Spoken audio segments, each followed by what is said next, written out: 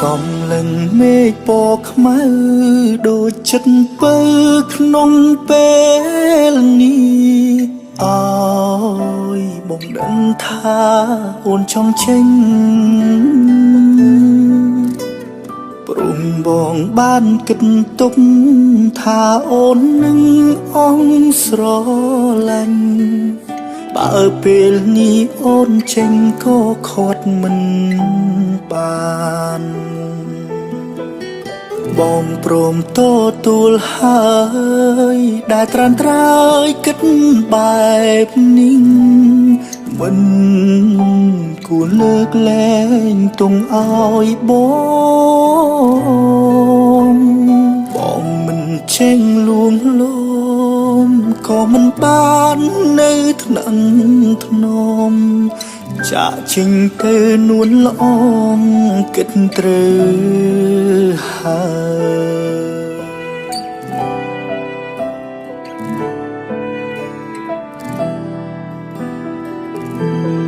គេម្នាក់នោះគឺជាមនុស្សល្អ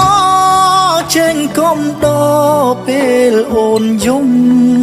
ហើយគេក៏សាកសមនឹងមុំដែលអូនត្រូវការមិនដូចបងមានតែចិត្តស្មោ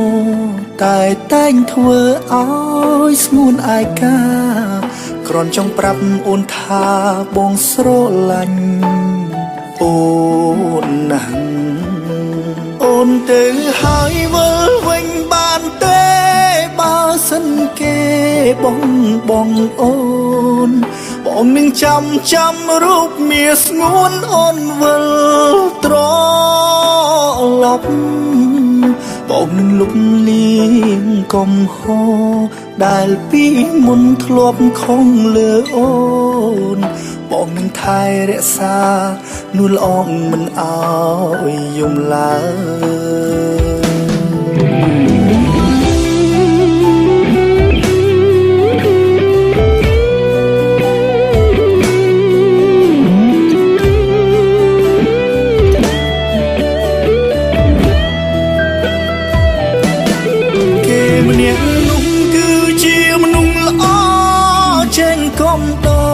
ពេលអូនយំ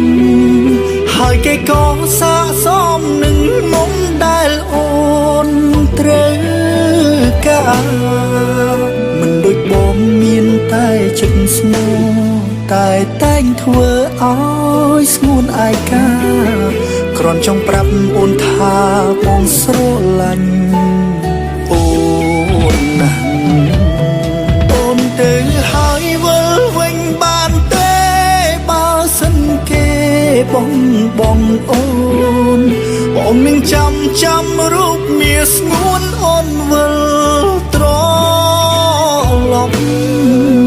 បងនឹងលុបលៀងកំហុសដែលពីមុនធ្លាប់ខំលើអូនបងនឹងថែរក្សានួនល្អងមិនអោយយំឡើយបងនឹងថែរក្សានួនល្អងមិនអោយយំឡើ